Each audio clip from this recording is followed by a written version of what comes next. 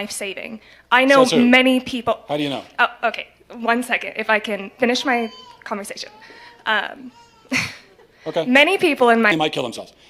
So you are making a claim that contradicts common sense, science, biology, also the entire experience of the whole history of the human race. And so what that means is that the burden of proof is on you to... Anatomy class, when I learned that transgender people tend to have the brain structure that confirms their identity that they identify with. And you can look that up. That's a fact. I will look that up. Yeah, it's a fact. I will look that up, but I won't find it. Yeah. It's not a fact. Oh, it's not a fact. Should we all pull out Google really quick and look? So you're saying a trans man has the brain of a woman? No. This girl... Have you ever seen someone show up to debate armed with nothing but good intentions and a vague memory from high school? If not, then get ready to watch a trans activist make some bold claims about life-saving care only to be asked one simple question, namely, where's the proof? Let's get it. Mental illness and depressed and anxious population in the trans community. But you don't talk about the happy people in the trans community and how these preventative measures of, let's say, like puberty and the surgeries that go for gender affirmation and how these are life-changing and life-saving. I know many people... How do you know? Oh, okay. 1 second, if I can finish my conversation. Okay. Many people in my life have had these interventions made, and it's saved their lives. I can list dozens of people in my life. So what do you have to say for... You can list dozens of people who had surgeries and drugs as children and would be dead today if they hadn't? I'm sorry. Let me rephrase that. Dozens of people who have had interventions, including gender-affirming, let's say, therapies, yes, hormones, surgeries, that have made their lives better. I'm not saying it didn't force them to commit suicide, but it made their lives better. What do you have to say for the happy trans community? I guess I would throw back at you first, because the burden of proof is on you on this one. And I'll explain why the burden of proof is on you. Because, as I went over in the talk, for thousands of years, human beings existed, and there was no such thing as trying to medically transition people into another gender.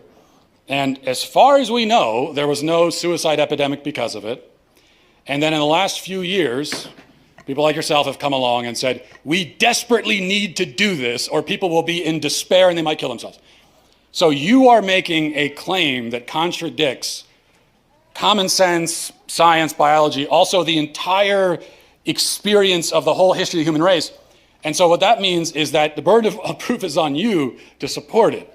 And so I'm going to ask you, you said that people need this stuff so they can live happier lives and potentially it'd be life-saving, you said even.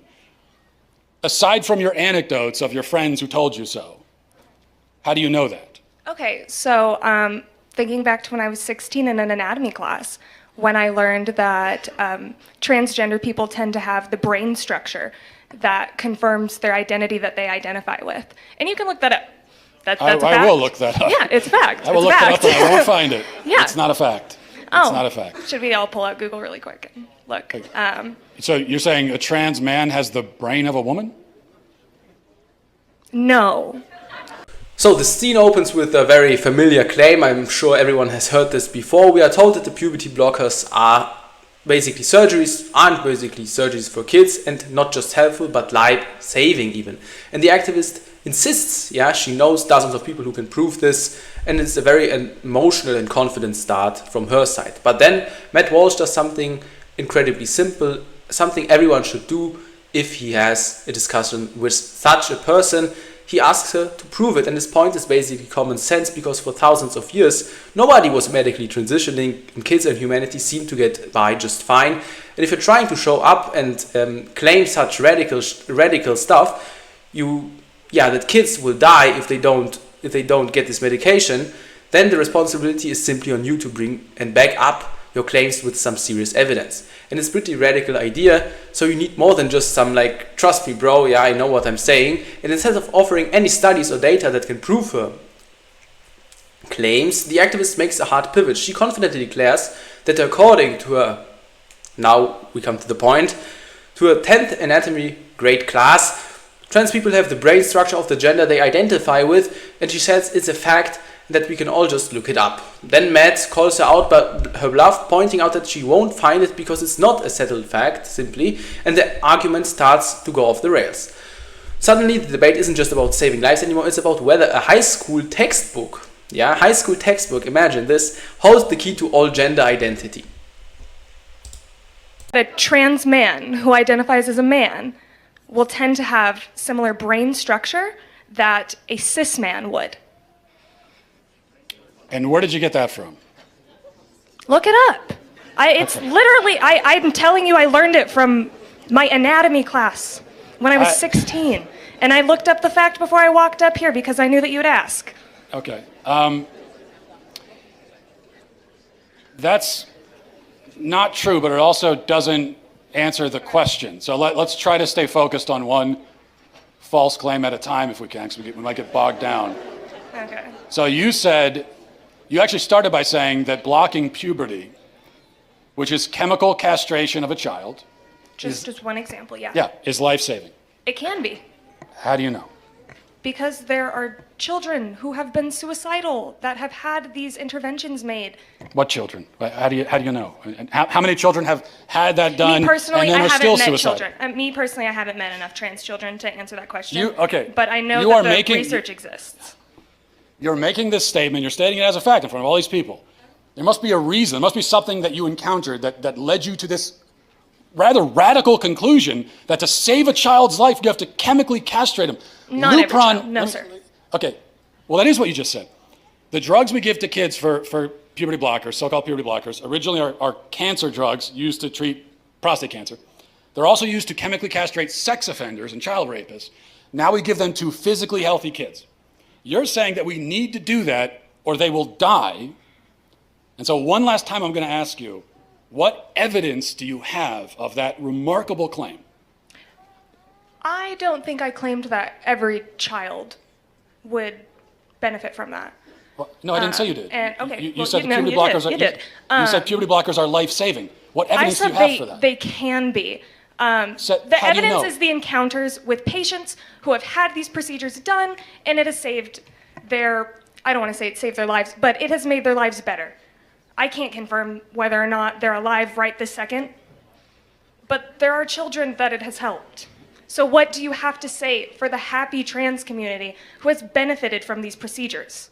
That's my question for you. I guess what I have to say is that your entire question is built on a whole stack of false premises that you can't begin to even remotely defend. So it's a faulty question from the start.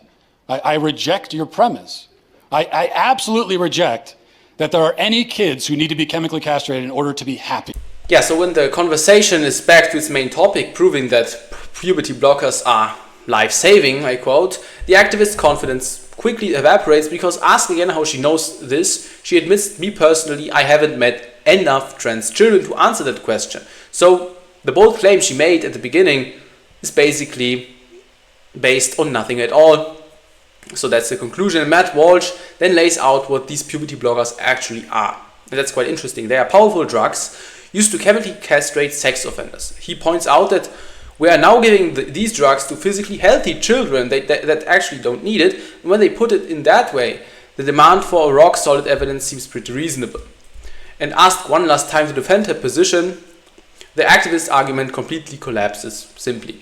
The life-saving claims gets downgraded to now it has made their lives better, which then gets an immediate stunning follow-up. I can confirm whether or not they're alive right this second. Yeah, you can't make the stuff up. She doesn't even know what she's talking about, apparently, if you actually listen to her. At this point, Walsh rejects the entire question, and for a good reason.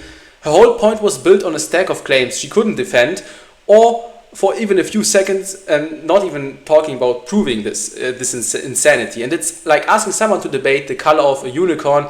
It's a waste of time because these things you're talking about isn't even proven to be real. So it doesn't even make sense to actually involve with such people.